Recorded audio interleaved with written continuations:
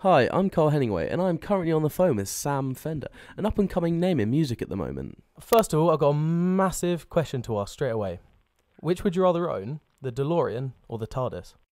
Oh, what? That's absolutely solid, that, mate. It's a hard question. Because the thing is, right, the problem about that is, right, is that I love both Back to the Future and my family are proper, like, one half of my family are, like, the biggest Doctor Who dogs ever. Wow. Like my Uncle Derek. My Uncle Derek is like, he's fangirled Doctor Who since the 60s. He's in his late 60s. That's so crazy. He's been there since day one. Wow. So I think I'd be letting them down if I didn't say the TARDIS.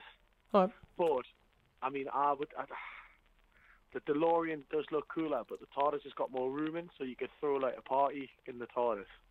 Exactly. There There's so many arguments in both ways. Because the DeLorean looks cool, and it's you know what I mean. But like the TARDIS does the same thing as the DeLorean, but also the TARDIS can fly around space, Yeah. and you've got more room for having a nose up. You know what I mean? Yeah. If you want to have a space nose up, Incredible. so I'll go for the TARDIS, mate. Brilliant. So in June you signed with Polydor Records. Yeah. How did that change the course of your year? It just made life a little bit. It was a bit surreal. It kind of took the pressure off of doing everything myself, I suppose. But it's kind of it was the start of work, really. It's just put the pressure on for the work though. So I feel like, yeah, I mean, it's amazing. You know what I mean? We had it was a long, lengthy battle between different record labels who were trying to sign us. And we went with Polydor because I like the people there. You know what I mean? So That's good. I saw a video of you signing on Instagram. yeah. What was there a big party? How did you celebrate? I went out and drank a couple of bottles of Malbec and ate a steak.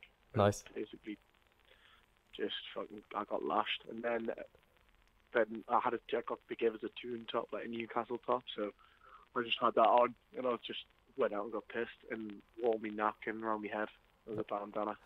Incredible. Just I love made a that. bit of a tit out of myself, and then got a train back to Newcastle, and then went home. Sounds great fun. Went to the pub, so it was good. So you've had 3 tracks released since? Yes, I. The second one was Dead Boys, so that's the title track of your new EP. Yes, it is. It focuses on mental health. Yes. And how is this important to you? The song I just wrote purely is a reaction to losing a friend to suicide.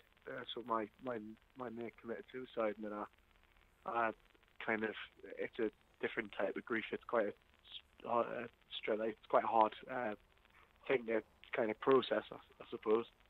So for me, it was a way for me to kind of to put it to bed by writing the song. It gave me a place to vent, and it gave me a way to process that. So, Wow.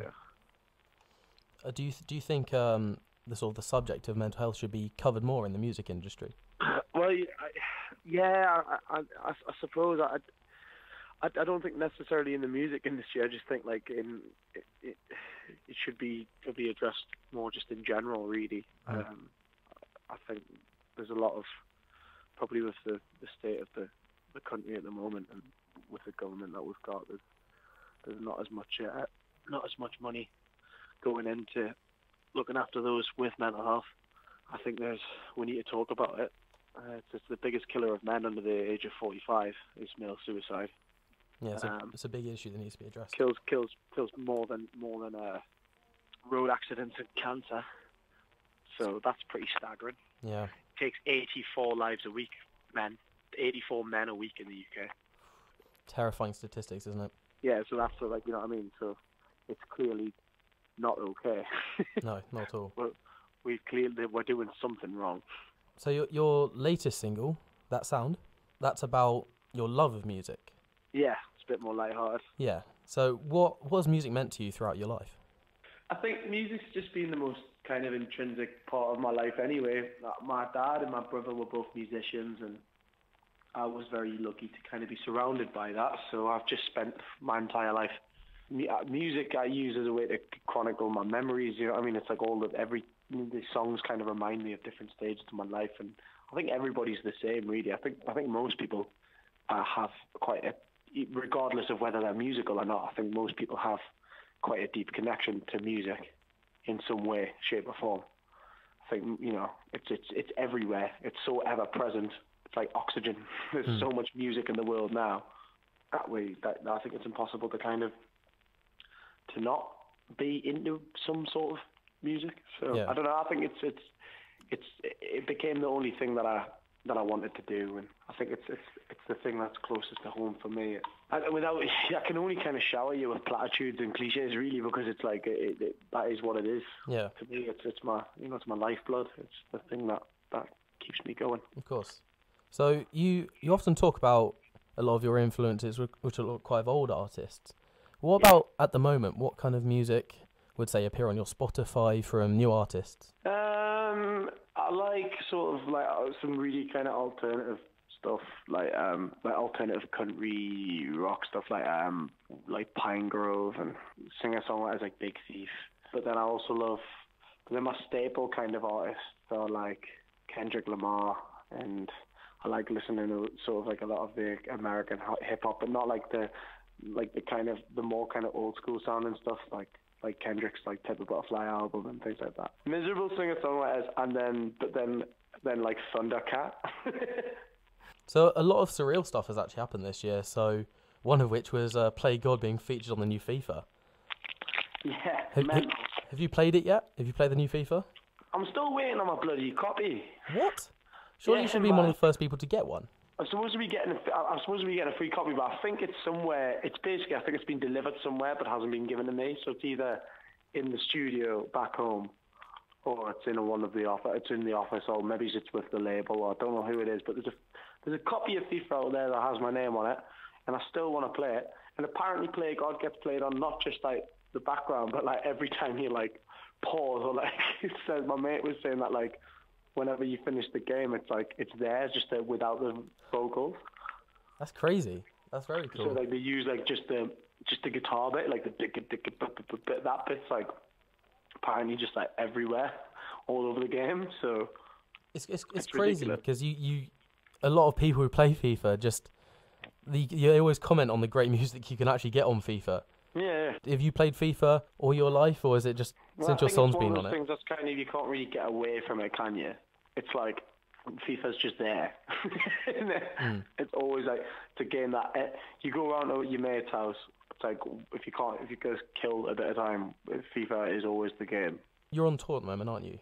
Yeah. You're in Leeds, yeah. So as a growing artist, what's some of the biggest changes that you're making in your performances from say like a year ago to now? I think the difference is actually more in the crowds. Like they're bigger and they're singing back, which is mad. Like it's insane. Like people just singing, like room of people just singing your songs is the most obscenely amazing, like unexpected thing that I've ever experienced, and it's wonderful. And I'm so lucky to be doing this. So right now you're playing venues like Castle and Falcon in Birmingham, Newcastle Uni. And Thekla in Bristol. What's the goal? What's like the dream venue? I don't know, man. I think because we've put on one in London, which is like 1,400 cap, the one in Brixton. Yeah. And that one's like doing really well. Like so that'll sell out probably soon. So if we're selling at a 1,400 cap in London, like surely that means we could probably push for Shepherd's Bush Empire, which is 2,000. Yeah. So I'm sure we'll be able to do that next year. Which I've always dreamt of playing Shepherd's Bush Empire. I think it's like kind of like a milestone, I think, for most artists to play that place. So for me, I want to do that. I've sold out 1,400 cap in Newcastle, so I can move up to the Academy, the Newcastle Academy, hopefully for that. So I'm hoping next year, before my album, I'll do Newcastle Academy, I'll do Shepherd's Bush Empire. I want to do like I want to do like venues that size. If I can do 2,000 cappers, that'll be me. Pretty happy. But the genuine, the end goal, if you really want to know that, like, this is pretty impossible, but it might happen one day if I'm lucky. I would love to sell out Newcastle's football stadium, St James's Park. That's like that's like an absolute dream. That'd be crazy. That would be the dream, but I don't think there'll be that many people in Newcastle that would want to come and see it. Hey, who knows? Who knows? You never know, man. Maybe if I see what I come up with in the next year, maybe I might have a couple of bangers up my sleeve. That might push me. We'll see. Sounds good to me. One final question, and it's quite a hard one. Go for it. If you were a meme, what would the image be, and what would your caption be? That is a hard question, but it's funny.